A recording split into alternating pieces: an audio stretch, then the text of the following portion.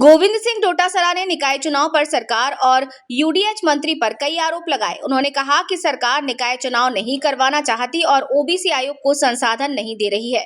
डोटासरा ने शिक्षा मंत्री मदन दिलावर पर भी निशाना साधा और कहा कि वे केवल पर्ची का इंतजार करते हैं और उनके पास निर्णय लेने की क्षमता नहीं है।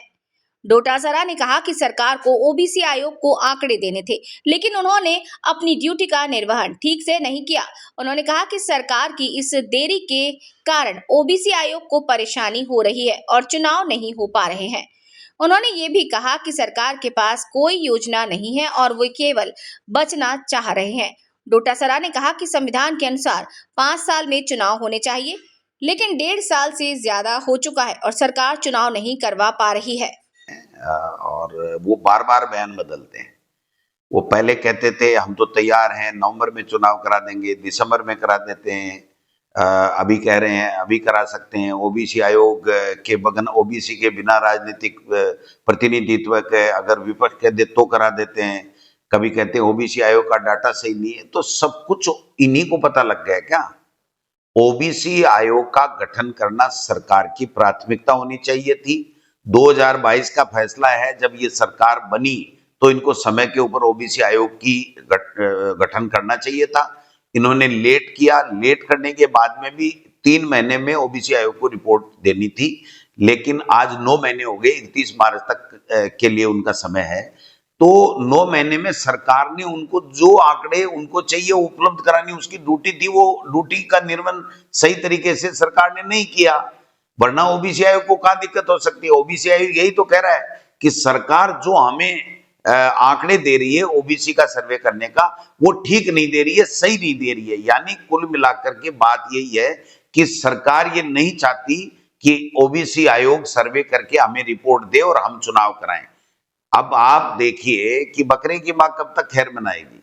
सरकार कब तक बचती रहेगी? बीजेपी की सरकार कब तक इससे बचती रहेगी? एक तरफ से वोटर लिस्ट पूरी हो गई पंचायती राज की, फिर भी चुनाव नहीं करा पा रहे हैं। और 113 नगर निकायों को छोड़ करके बाकी के अंदर वोटर लिस्ट 22 अप्रैल को तैयार हो जाएगी। लेकिन क्या चुनाव आयोग, राज्य निर्वाचन आयोग, क्या उसकी अधूरे की थोड़ी कर सकता है? उसको तो पूरी नगर निकाय चाहिए। अभी खर्रा जी कह रहे हैं कि साहब हाईकोर्ट का आदेश आ गया। हाईकोर्ट के डीबी के 2 आदेश हैं। एक आदेश में यह है, वो भी डीबी का है, कि आप जहां पर नगर निकाय का क्षेत्र नहीं बढ़ा है, वहां पर क्षेत्र विस्तार नहीं अगर हुआ है तो आपको कोई परिसीमन नहीं कर सकते आप। और एक नोखा के मामले के अंदर हाईकोर्ट की डबल बेंच ने यह कह दिया कि आप कर सकते हो। तो यानी दोनों ही कॉन्ट्राडिक्टरी हो गए ना। तो इसका मतलब ये हुआ कि उन दोनों के ऊपर सुप्रीम कोर्ट है, तो इनको एजी की राय से फैसला लेने में ये सक्षम नहीं है। एजी तो कह देगा एक आदेश को मान लो, तो फिर दूसरे आदेश का क्या होगा? दूसरे आदेश का क्या होगा?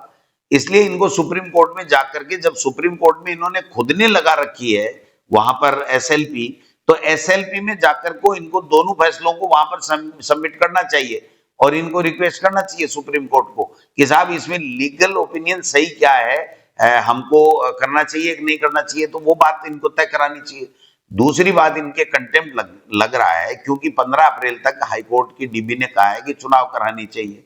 अगर ये 15 अप्रैल तक चुनाव नहीं करा पा रहे हैं, जैसे पंचायत राज के भी इन्होंने अभी तक कोई आगे शेड्यूल नहीं बढ़ाया है, नगर निकाय का तो 22 अप्रैल तक जो वोटर लिस्ट आ रही है, तो इनको जाकर के हाईकोर्ट में कहना पड़ेगा। ये दूसरों को सलाह दे रहे हैं कि जाइए हो हाईकोर्ट जाइए। हाईकोर्ट हम तो चले गए, हमारे एमएलए सेम लोडा तो कंटेम्प्ट का नोटिस दे दिया, और जो ही 15 अप्रैल हो जाएगा 16 अप्रैल को इनको कंटेम्प्ट का नोटिस जारी हो जाएगा। अभी इनको नोटिस दिया कि हम कंटेम्प्ट लगा रहे हैं। कहने का मतलब ये बचना चाह रहे हैं, ये इनमें कोई निर्णय लेने की क्षमता नहीं है। ये जो पर्ची से मुख्यमंत्री बनने का सबसे बड़ा नुकसान यही है कि उनका अपना विवेक नहीं है, अपना कोई निर्णय लेने की क्षमता नहीं है। वो ऊपर दिल्ली की तरफ देखते रहते हैं और दिल्ली से इनको जाकर के पूछने की भी इनकी हिम्मत नहीं है। तो जहां दिल्ली को क्या मतलब है किसी स्टेट में पंचायत चुनाव हो रहा है कि नहीं हो रहा है? उनको तो अपने कामों से ही फुर्सत नहीं है। ट्रंप से निपटने में भी उनकी तो हालत पतली हो रखी है। गैस की जो कालाबाजारी हो रही है, गैस की सप्लाई कम हो रही है, पूरे देश में हाहाकार मचा हुआ है, उससे ही वो निपट नहीं रहे हैं। कतारों में लगा दिया लोगों को नोटबंदी की तरह और वैक्सीन कोरोना की वैक्सीन लगवाने के समय की तरह, तो उनको तो वो फुर्सत ही नहीं, उनको क्या मतलब है। तो ये तो इस मुख्यमंत्री जी को निर्णय लेना है कि हमको ओबीसी आयोग को जो संसाधन, जो सरकारी डेटा उनको चाहिए वो तुरंत उपलब्ध कराएं और ओबीसी आयोग तुरंत इनको निर्णय जो अपनी रिपोर्ट प्रस्तुत करे और ये चुनाव आयोग को चुनाव कराने के लिए आगे से इंस्ट्रक्शन दे, क्योंकि राज्य निर्वाचन आयोग के कानून में ये साफ लिखा हुआ है कि राज्य सरकार की सलाह से काम करेगा।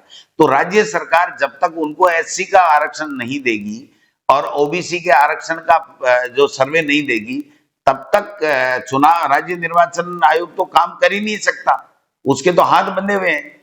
तो मैं समझता हूं कि ये जो बात है, ये कतई खर्रा साहब हो चाहे दूसरे कोई हो, ये गलत कह रहे हैं, इनसे निर्णय नहीं लिया जा रहा है। ये जानबूझ करके ओबीसी आयोग को इन्होंने कठपुतली बना रखा है, पंगु बना रखा है, उसको संसाधन डाटा सरकार की तरफ से देते नहीं है और रोजाना आए दिन अनर्गल बयानबाजी करके अपनी फजीयत करा रहे हैं। इनको अपनी फजीयत कराने से बचना चाहिए और पंचायत राज के चुनाव और नगर निकाय के चुनाव जो कॉन्स्टिट्यूशन में हमारे प्रावधान है, व्यवस्था है कि 5 साल में होनी चाहिए, अब 1.5 साल ज्यादा हो गया, फिर भी इनको चुनाव तुरंत कराने चाहिए।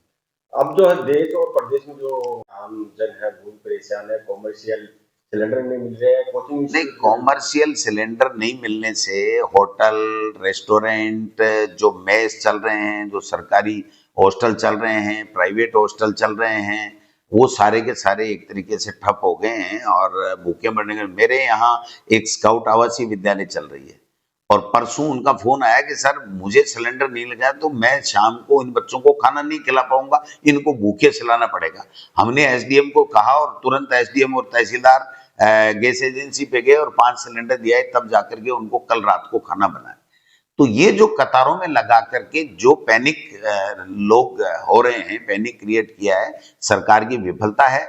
आज जो सिलेंडर हमारा 900 950 मिलने वाला है वो 1500 दो, आप आधे घंटे में सिलेंडर मिल रहा है, यानी कालाबाजारी हो रही है, जमाखोरी हो रही है। और ये सरकार कह रही है नहीं हम गैस एजेंसियों का जो है वो निरीक्षण कर रहे हैं, औचक निरीक्षण के नाम से तो अधिकारी चांदी कूट रहे हैं भ्रष्टाचार की।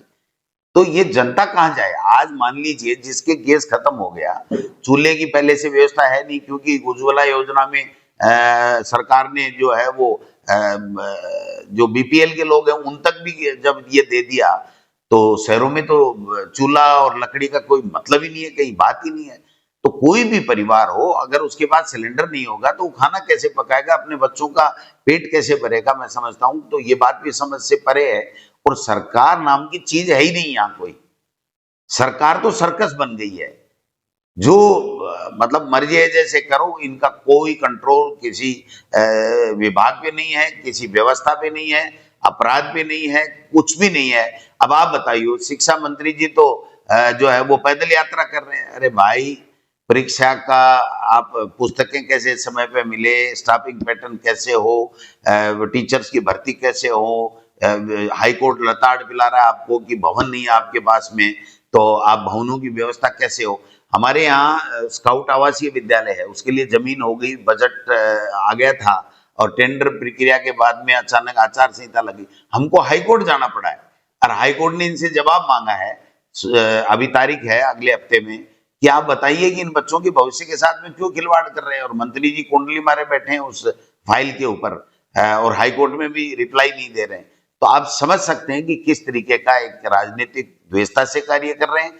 बच्चे इनकी प्राथमिकता में नहीं है, बच्चों की शिक्षा, लोगों का स्वास्थ्य, लोगों का रसोई, ये इनकी प्राथमिकता में है ही नहीं। ये तो केवल और केवल जो है वो पर्ची का इंतजार करते हैं और पर्ची के अलावा कुछ भी नहीं कर पाते। सभी दर्शकों को नमस्कार, आदाब। आप देख रहे हैं जनमानस शेखावाटी न्यूज।